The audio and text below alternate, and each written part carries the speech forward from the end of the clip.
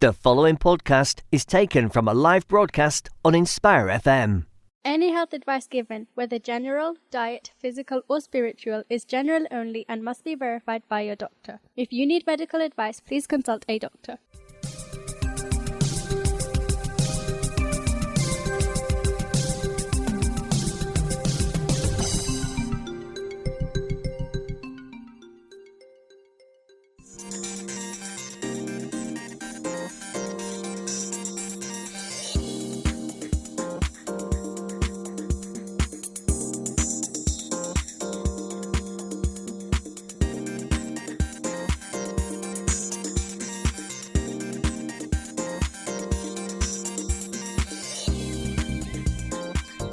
Assalamu alaikum.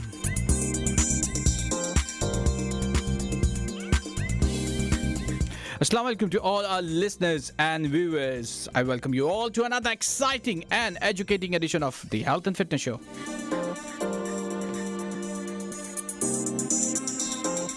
I'm your host Fahad Martin for today's day, and I hope and pray that all of us are fit and healthy by the grace of Almighty Allah.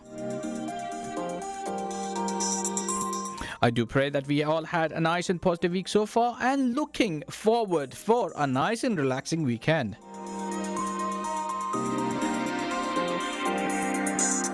This program is broadcasting live from the studios of Inspire FM on 26th of September 2019.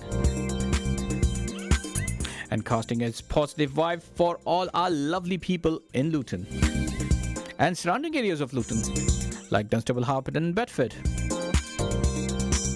And our positive airways reaching all the listeners who are listening us using Inspire FM app or website, or you can also view us using Facebook page. Yes, all you have to do is go to Facebook and just type Inspire FM and click on the live link of Facebook.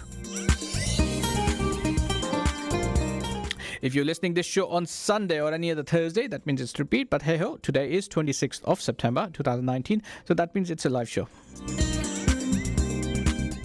As we all know, we cover different health-related topic every single week.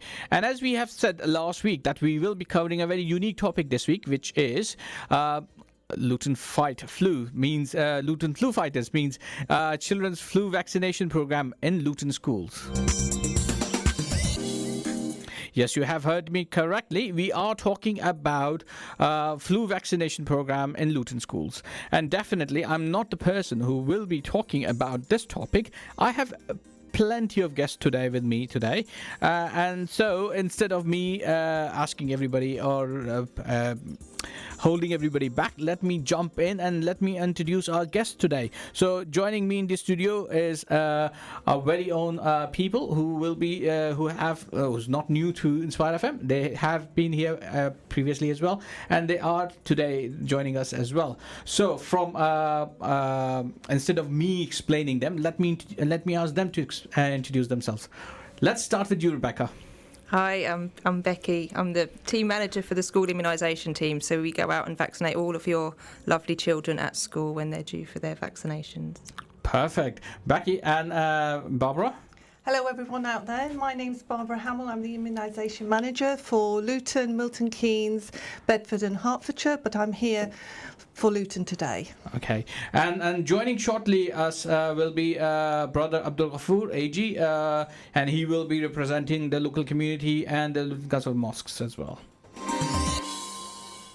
So today we will be talking, as the topic suggests, we will be talking about school vaccination programs for children.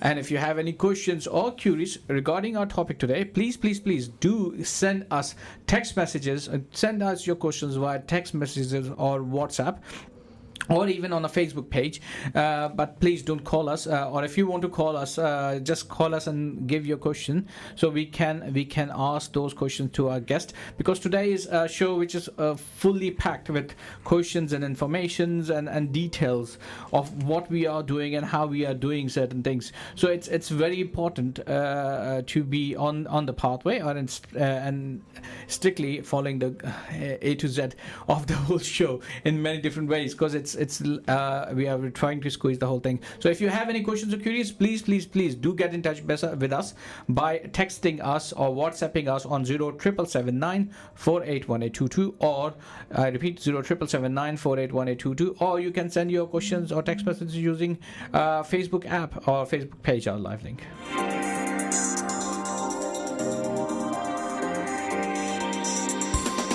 So let's start our show. Let's ask our lovely guest, what is flu? Because definitely we are talking about flu, and we'll really like to know what flu is and why it is important. Well, flu occurs every year. It's usually in winter, and that's why it's sometimes called seasonal flu.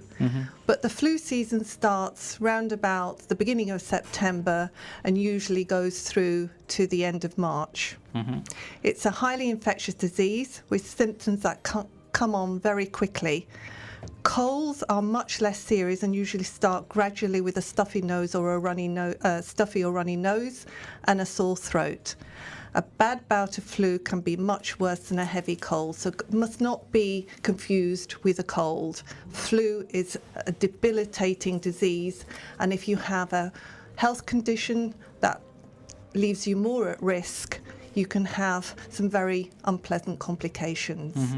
So just bear in mind it's a highly infectious disease and can be caught very easily if you come into contact with somebody who has got the flu virus.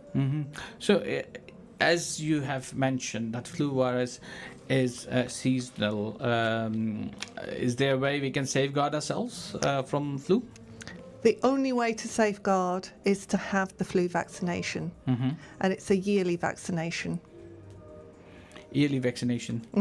Okay. So, in terms of vaccination, because you said it's a yearly vaccination, so I presume it just lasts for a year or so?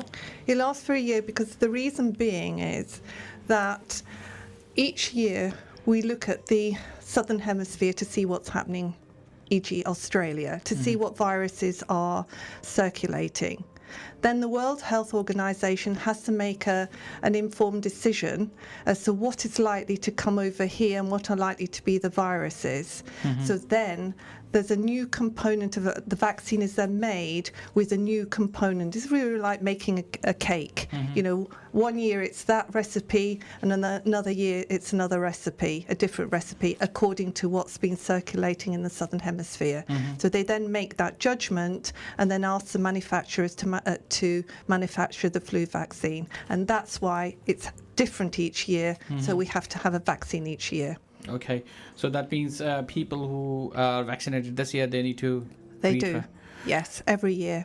Okay. And that's for children and adults. Adults. So when you said season, so what's the season start date? The season start date is round about the beginning of September. It's when the vaccine becomes available. Usually the vaccine is guaranteed towards the end of September, the beginning of October. So people who are, so children, well, Becky will discuss the children's programme. Okay. So, Becky, let's come to you. And as you are you're looking after children's sides, so why do kids who are healthy and active and eating well need immunization, to be honest, to start with? Let's put flu on one side. Why they need immunization? The thing is with children, as long as they're healthy, that's great, but they are really susceptible to picking up, especially with flu. They're not let's say they don't like to wash their hands maybe very often, and they might be sneezing into their hands, not necessarily washing their hands after the toilet. So we have to make sure that we're protecting them, and vaccination is the best way to protect them. Alongside the World Health Organization quotes that alongside clean water, vaccination is the best way to make sure that we are healthy. And vaccinations are rigorously tested, so we know that they are really, really good at protecting. So it doesn't really matter how well your diet is. A virus or a bacterial disease will catch up with you if it's spreading. And when it comes to flu, itself, as you said, they are very susceptible to have catch any kind of virus whatsoever. So when they catch a virus, and especially something like flu, so how do we know that it is flu and not a common cold? Because this is something which happens quite often. It is. Because being a father myself, a parent, it's not easy to understand whether it is flu or not, and sometimes you see a child who's extremely gone for things which that no, that child is not like that. Yes, I mean, a cold and even a really bad cold, a lot of parents do mistake that, and you can hear them when they phone up the school and say, my child's not going to be in today because they've got the flu. But a cold, you will find that after 24, 48 hours, they might not be 100% back to their normal bouncy selves, but they are, they can get up and about. Flu can put you out of action for a good week, maybe 2. You can't get out of bed. Makes it difficult for you to eat and drink, and then that's when the risks come about, because you can become dehydrated as well, and that's when other complications can come about. Right. Okay. So in terms of flu, when we talk about flu with children's, the only thing comes in play is the flu nasal drops. Yes. And when flu nasal drop comes in, sometimes one of the common questions used to be asked is, does it have something? Yes. So the nasal flu vaccination does contain porcine gelatin, and this is what we found. We had in 2017 we commenced a study of a defined group in Luton of schools where the uptake for the nasal flu vaccination was dramatically lower than the rest of the Luton schools, and theoretically, we know exactly the reason why, but we had to make sure that we were able to give the correct information. Having less children vaccinated poses a higher risk for the children attending those schools, their parents and their families and their community around them of catching flu and spreading it a lot faster. So what we did was we asked the parents at those schools, gave them the information. This is the choice. There is a vaccination. However, it does contain porcine gelatin. That is the only way to protect your child against flu, and ask them to come back with us.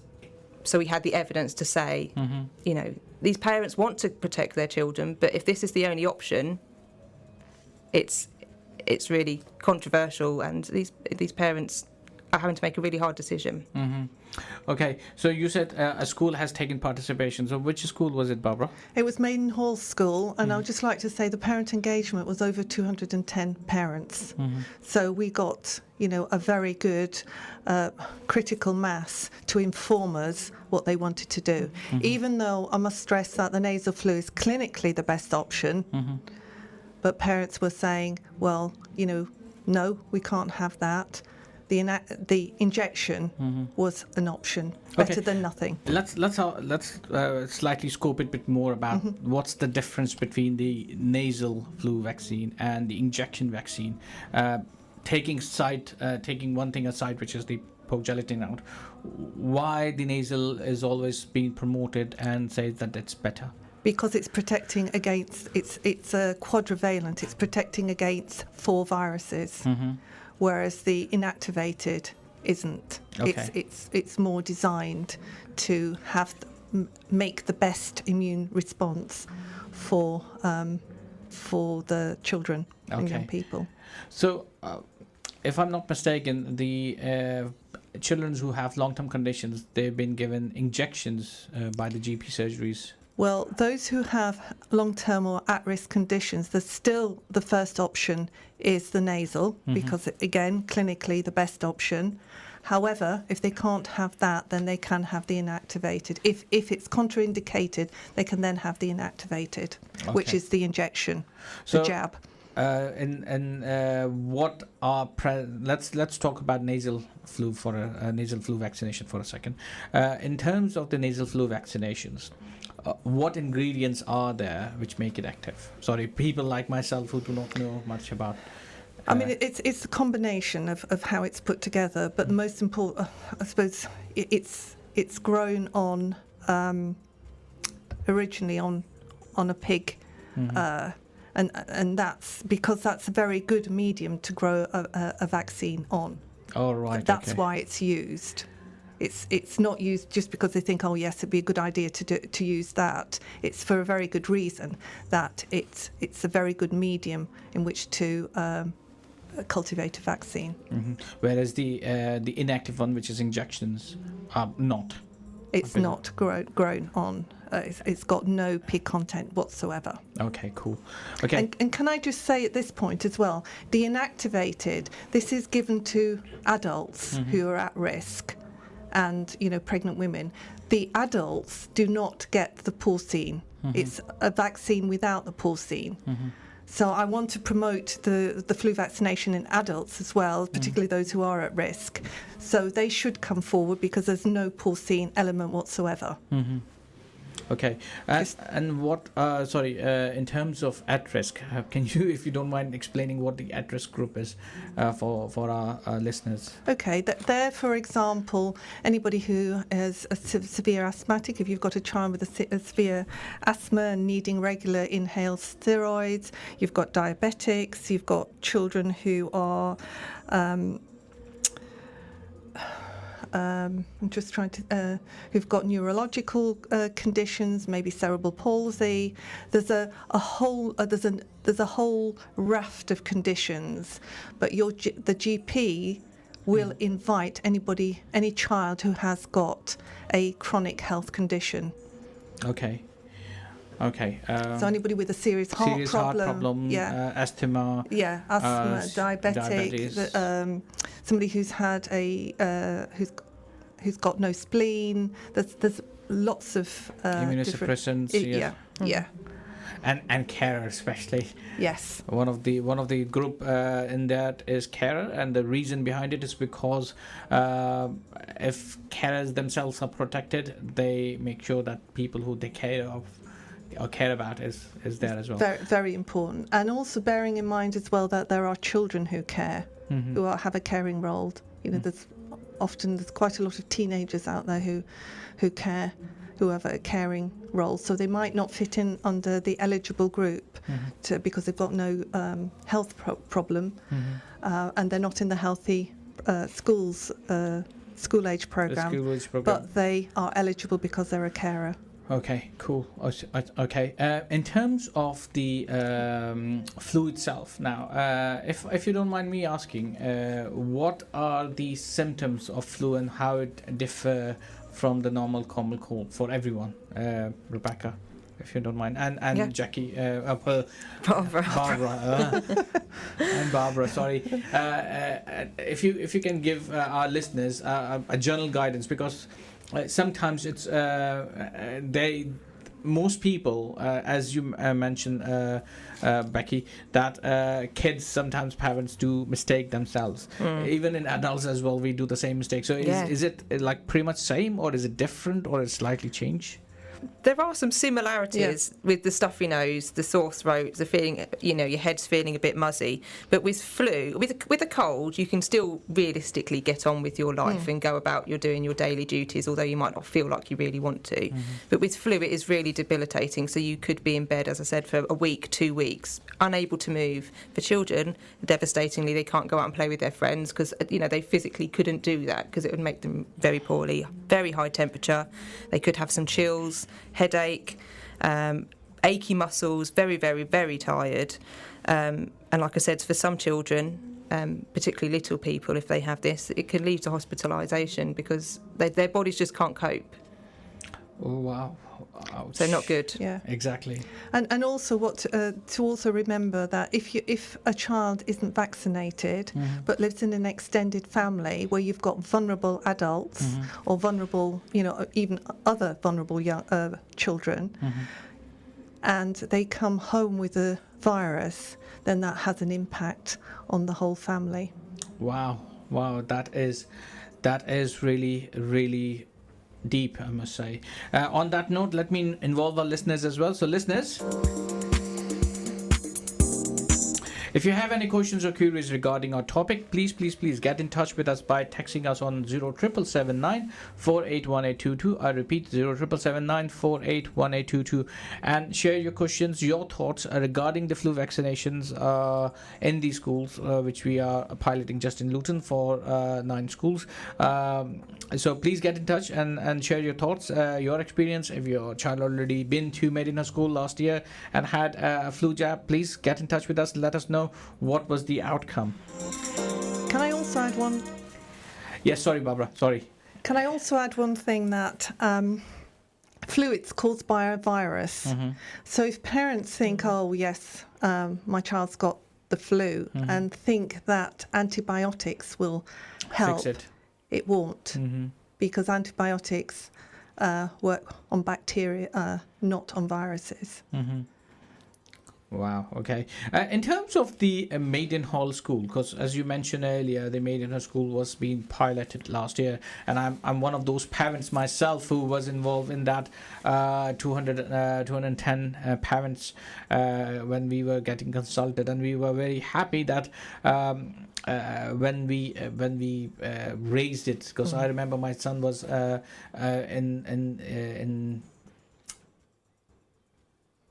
in what do you call, what's the school, what's the class before first class? Reception. Thank you so much. My mind just gone blank, unfortunately. So I remember Becky was there with the team, and they were consulting us that what do you reckon about it, and I loved it, and that's one of the reasons alongside myself there are the parents who suggested that, and last year it was run in Maidenhall, and we were very, very glad and thankful to Barbara who literally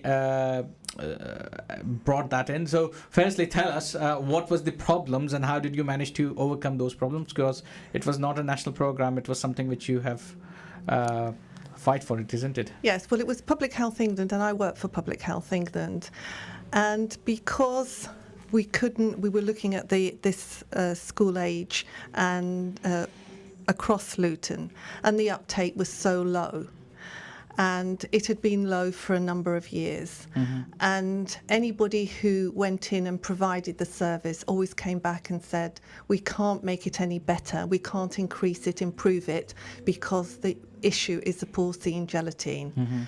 So I then thought, well, is that a perceived or is it real? We had no real evidence, so that's when we started to we need to look at this. So we looked at we wanted to gather evidence, and obviously that's engaging with parents, engaging with the community, which we did, and then we saw, yes, it is, because it came out very clearly the reason. Because before that, consent, we weren't getting any consents back at all, so we didn't know. It was just, are they voting with their feet and they don't want it, or are they just not bothering returning the consent forms? So our first year of the study was getting consents coming back and parents telling us why, and also having the parent engagement sessions. And from that we learnt that it was absolutely the porcine gelatine. So then we decided locally we would offer an alternative in the study to see would the parents then really allow their children to have the vaccine if this was on offer. And we did have a very good result. And how did you manage to pick Maidenhall as a pilot project or as a study project? Because we looked at an area we wanted to look at a discrete area, which was Bury Park, and Maidenhall was one of the schools in that. In fact, there were 6 schools altogether, and we engaged with all 6 schools. But we decided that we would go with Maidenhall, number one, because there's a lot of children in there, so we could influence and raise the percentage, which hopefully by quite a bit. And also the school was very engaging with us, so it was a good start. The staff in the school and the head teacher have been absolutely superb in enabling this to happen, and also Becky as the provider has also been superb. So all working together, yes. And of course yourself You've been involved, which has greatly influenced, and Abdul as well. So we've all been working in partnership together. If we hadn't done that, I don't think we would have had probably as good a result as we, because it was having the local intelligence as well. Indeed. So and it helped a lot. So in terms of Maiden Hall School, so sorry I've cut you at that time when you were explaining me about the engagement, that 210 engagement was done with the parents, 210 parents, and then what happened after that? Sorry. So then we obviously looked at the consents coming back, and then we realised, yes, we will offer the, as we said, we listened to the parents. I think that's the most important thing, and decided locally that we would offer an alternative, and then Becky can take it from there. Yes, so the alternative. So the year after we got the consents back, we had to obviously continue with the nasal spray, but the overwhelming response on the no consents was because of the porcine content. Last year, we were able to offer 2 different vaccinations. We have to still continue to offer the nasal spray. But then I like to... Sorry, Becky, I have to stop you over there. No. Because unfortunately, the time has passed really quickly and we are approaching towards break. And when we come back from the break, I like you to continue from there. Of course. And unfortunately, Brother Abdul has been stuck at work. So he said he sent his apologies, but he said he's more than happy to join us over the phone. So on the other half, Abdul will be there. So at least we will know, we can take his view as well. So guys, don't go anywhere. We will be right back after these short messages. You're listening to an Inspire FM podcast, making available our popular programs from our daily broadcast on Inspire FM.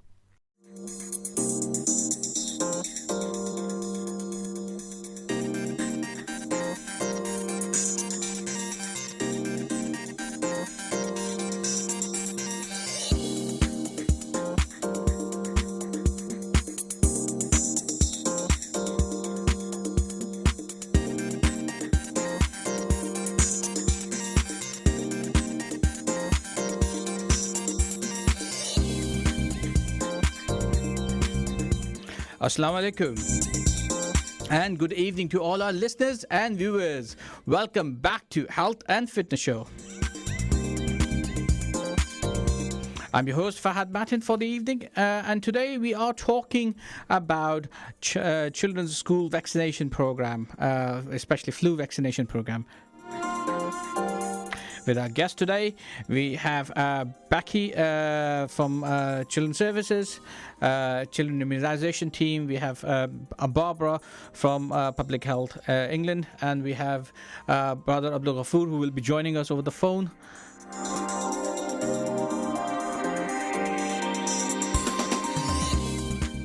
This program is broadcasting live from the studios of Inspire FM today on 26th of September 2019, and casting its positive vibe for all our lovely people in Luton and the surrounding areas of Luton. Good evening and welcome back.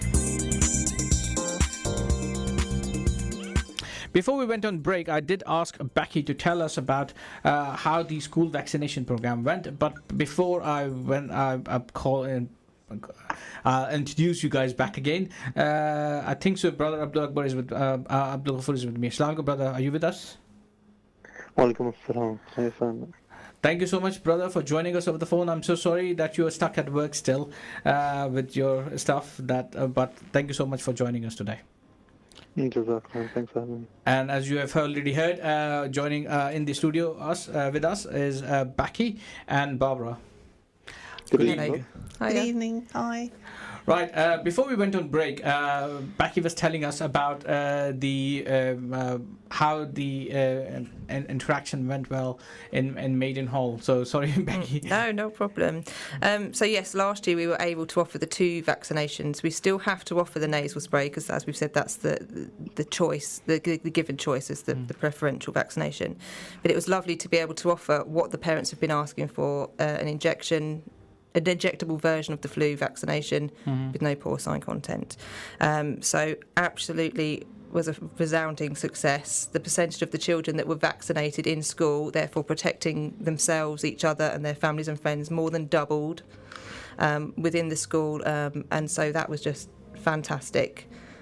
I think the children very, very well behaved, loved getting their sticker and their certificate after, which is very important. So in overall, when we finished the year last year, what was the difference between the year last year and the year before last?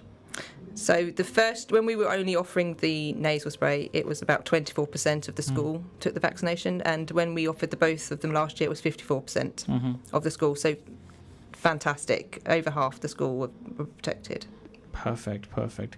And I remember, Barbara, you have kindly invited all of us, to the National Immunization Conference. Can you put some light on, so I can then pass it to Brother AG to tell us his success story over there?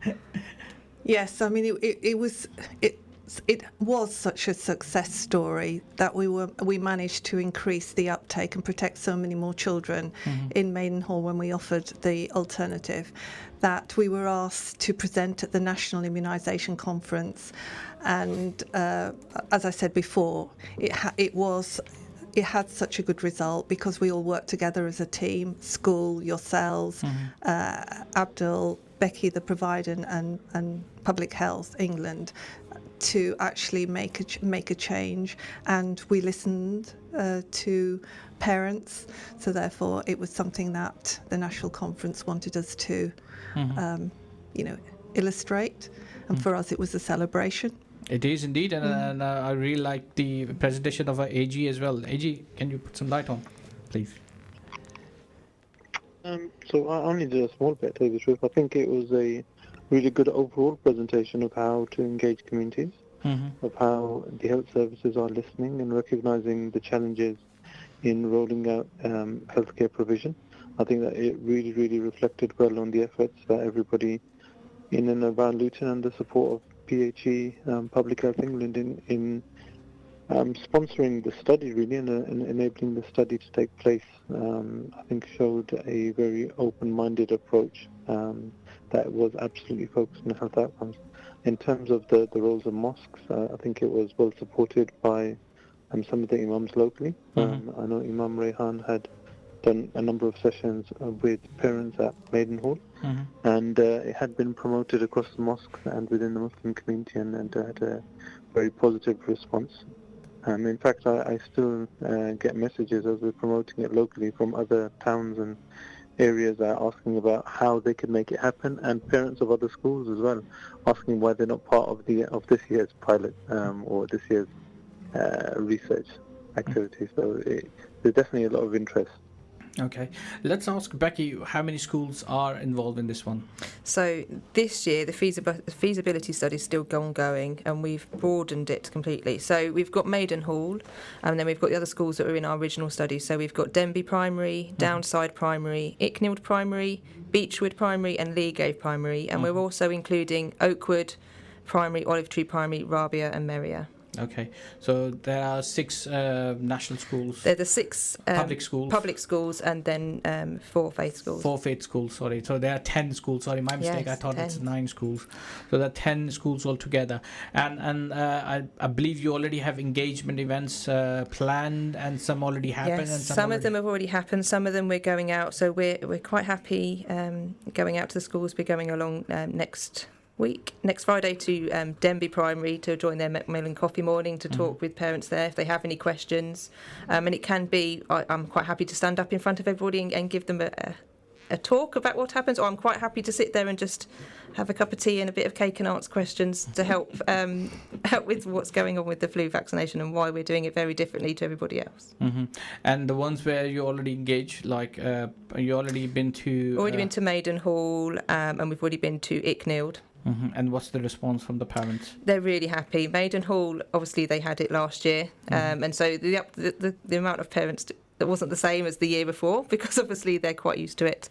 But yes, parents are really happy to have the vaccination. There are some parents who still have concerns, and suggesting that they're going to go to the GP to have the alternative vaccination. And I think it's really important to make parents aware that if your child is healthy and the only option is the nasal spray, then in schools is the only place that we can offer the alternative. Your GP surgery would not be able to offer it. It is only through the school project. And it's for the years from the whole of primary school, so reception up to year 6. Okay, so from reception onwards till year 6. Yes. And that is age 4 till 4 to 11. 4 to 11. And what about secondary schools? They need to. Now, at the moment, and I think it's stopping there for a while with just primary schools. Again, it's primary school children who are the super spreaders of flu, so that's why it's staying there. Yes, and unfortunately, that is pretty accurate in some cases, because most of the time when kids got ill, they bring their illnesses with them at home. And also, can I just say, because some parents, I think, are a bit worried, and that's one of the reasons they want to go to the GP, because they think that, it's they're qualified nurses there, and they're more able to give a vaccine. Mm-hmm. But Becky, explain your team. Yes, this is our job, day in, day out. Every single school day, we're out at schools providing the vaccinations, whether it is the flu one, whether it's the meningitis vaccination for year 9s, the HPV vaccination. We're out every single day of the school calendar vaccinating. So this is what we do. We're very used to managing and coping with children when they're not particularly happy to see us, and we have a lot of support from schools. So I think that was one of the things that with Maidenhall was actually how helpful having the engagement of the children, the staff at school, and helping us. Yes, we're all qualified nurses, and as I said, we've been doing this for quite a while now. And I must say, the engagement in regards of those, how was the engagement going on with those 4 Islamic school or private schools? So we haven't been able to. We had lots of discussions with schools and with the school staff, and providing them with lots of literature and posters explaining the good news of the fact that we've been able to broaden the vaccination choice. But again, I think it's, as Barbara said, it's that being unsure, especially with some of the schools when it is just primary school age children and they've not had us in before because they don't have any other vaccination programmes with us. This is a very new thing for their parents. So I'd just like to reassure them that we are qualified nurses. This is what we do, and we really want to protect your children from flu. And you did get some comments, didn't you, that they didn't think they needed the vaccine? Yes, some of the comments from parents who are saying no, they don't want it, are that they don't feel their child needs the vaccination. AG, your comments?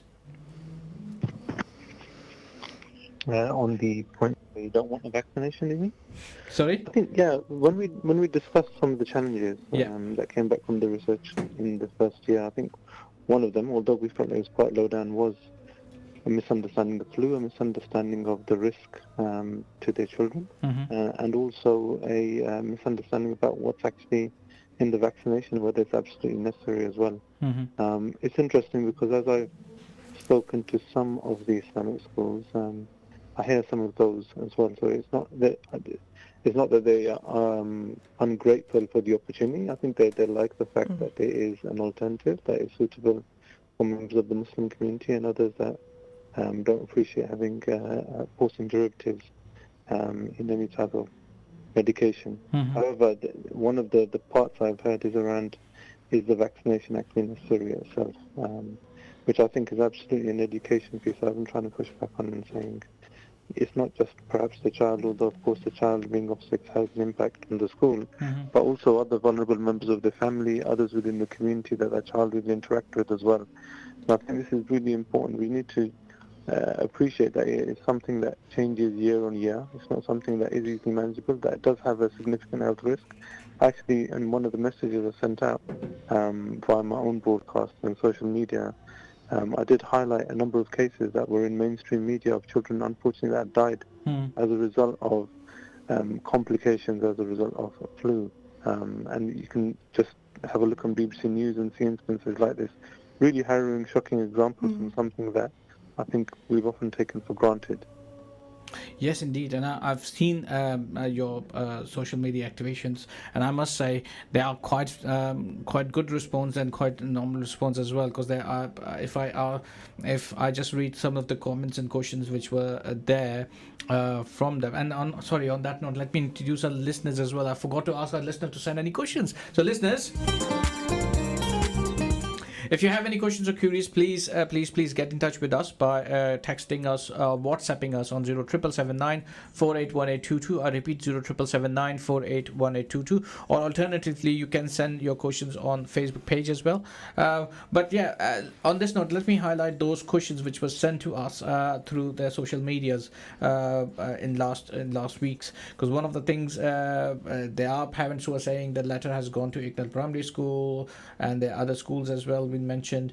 They were saying that there are other parents who are saying our kids do not go to those schools. So how can we have a non-pork gelatin? So Becky, so people or Barbara, who the kids who do not go to those schools.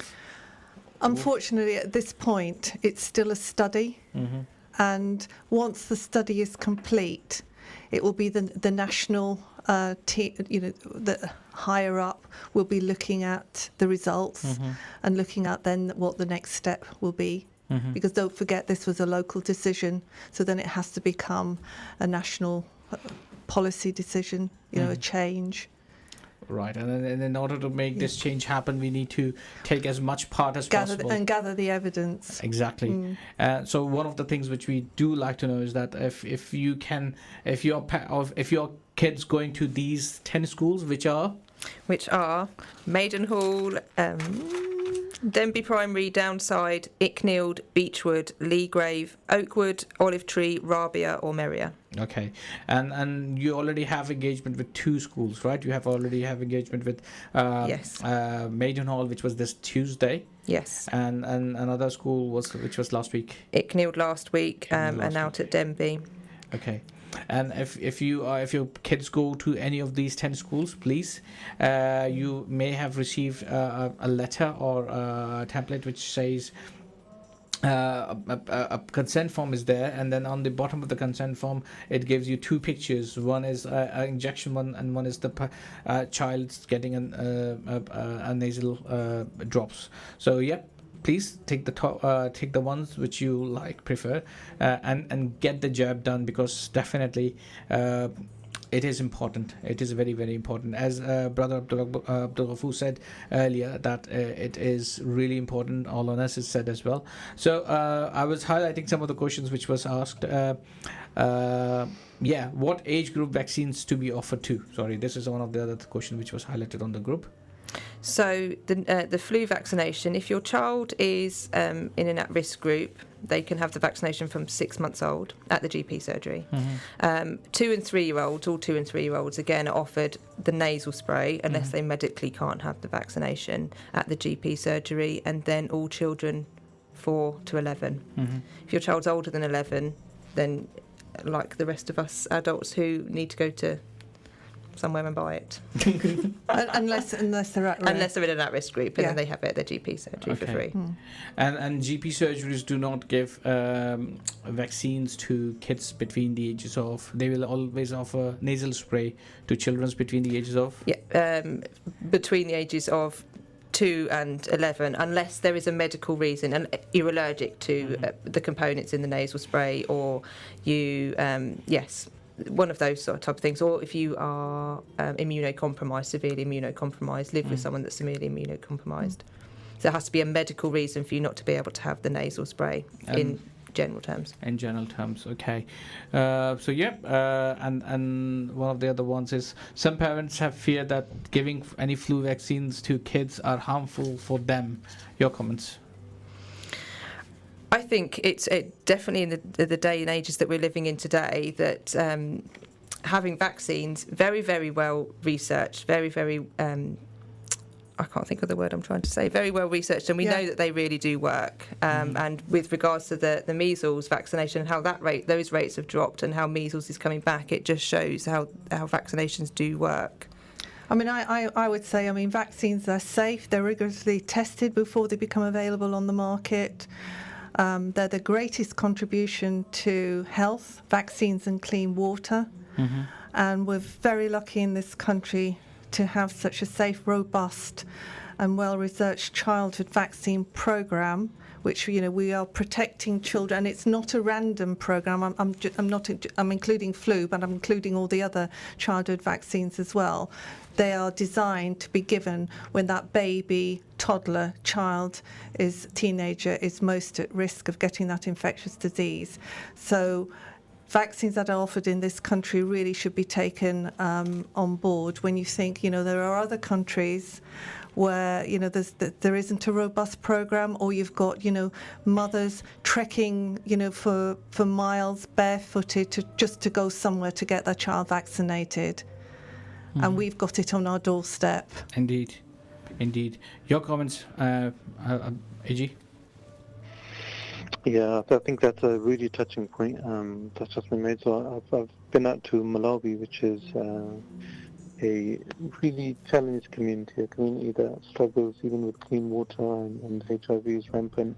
You're absolutely right. Even to see not even a clinician, but a nurse, a health practitioner, anyone that works in the health sector is a real rarity. I think some of the statistics shown that 1 in 1,000 people would ever see a healthcare practitioner in their lives. It's a 70% rural community, and just to be able to get the provision that we get in this country, absolutely, it's a real blessing and a real opportunity for us. It would be really interesting to actually understand what the uptake has been so far as well, and just to go over the process, because I'm not sure. I've had a number of questions from parents and others asking about the process. Either they've not received the letter in the bag through their children, or they're unsure about whether their school's participating. So it would be really good if you just recap the process. You're going to receive a letter, you have to select a particular option, and what the process is at the school, and how many of the schools thanks very much for sharing the schools that you've completed already. But have you got any numbers around consent forms, what volumes you've seen at those schools? And if so, could we use that as a wake-up call for those that haven't already taken action? Because the programme itself hasn't started yet, we're not starting out of the schools till the beginning of October, so nearly there. But what we make sure we do is that the consent forms going out to school are usually 4 weeks before their vaccination session, and the schools do know what date their vaccination sessions are on. If we give parents too long a time, then I know myself as a parent, the form gets put on the side and then I forget about it. So that's why we want to make sure that we've given them a good time frame to be able to fill out those forms and get them back to us. But I can certainly, once we start getting the forms back, show you the sort of responses that we're getting from parents, Abdul, most definitely.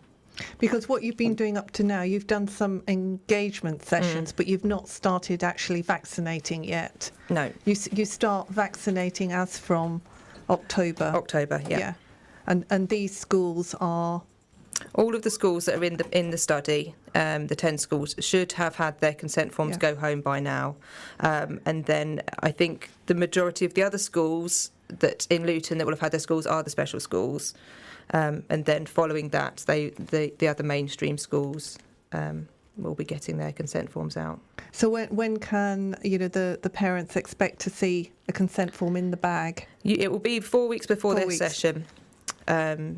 Is when we take them out to the schools, and then they will hand them out to the parents. Because our sessions we literally are every single day out at schools between October and December doing flu. So if your session's more December, then you're not going to get your form out probably till November time. So just keep an eye out for it. The schools will know the dates of their sessions, and hopefully they're putting them on their websites. If you able to email me the dates, what I can do is that I can update that dates on the Facebook group. Which absolutely. Is there, yes. As well as some of the social media which we are doing. That will be really good, because then it will give those parents as well a wake-up call that let's keep an eye out for this. Keep an eye out that, because sometimes kids don't bring those things in. Sometimes not every single school's teachers and principals are standing on the gate asking parents how they are and what they are doing and so forth. So and we are a bit kind of lucky in that sense, who like, for example, myself, my child is going to a school where the engagement is there. I have a couple of questions which I've just been told that there are already some of the comments and questions there. I'll just like to read. One of the comments says, great show so far. I did not know flu jab was yearly. It is essential for me as well. I'm a 22-year-old healthy male to get a flu jab per year. Absolutely. Okay. Second one is, Great show. Why don't baby get flu jabs?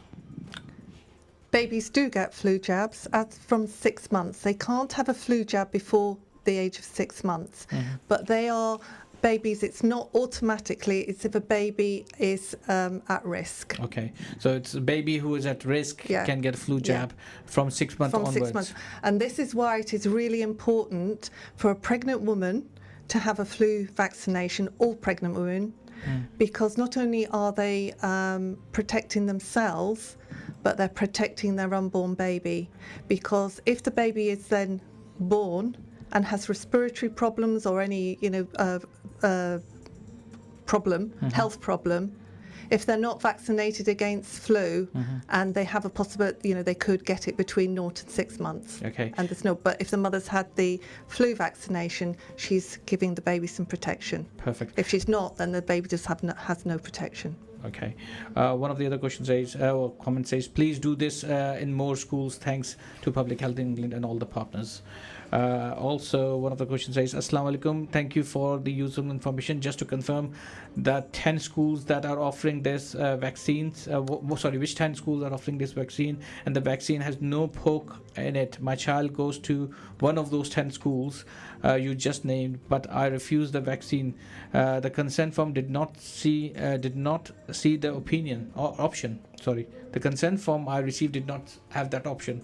Becky? Okay, and all the forms that we've designed for these schools are very different. They've got 2 boxes at the bottom. The box on the left is for the nasal spray, the box on the right is for the injection, and it does say pork next to the nasal spray one and no pork with the lines through. They're the forms that you should have received at school. Okay, I will send you a copy of the form which we already have on our. I'll text you the forms copy. So if you fill that form and take it to your school and have a word with your principal as well, or if requires. Get in touch with us and we will definitely try to escalate that. Thank you so much for both of you for coming today, and Abdul AG, thank you so much for joining us as well, taking time from your work and spreading us the knowledge and information. Thank you so much. Thank again. you. Thank you. Take care. Very much. And this is all for today. We will be back again next week. Until next week, Assalamu alaikum.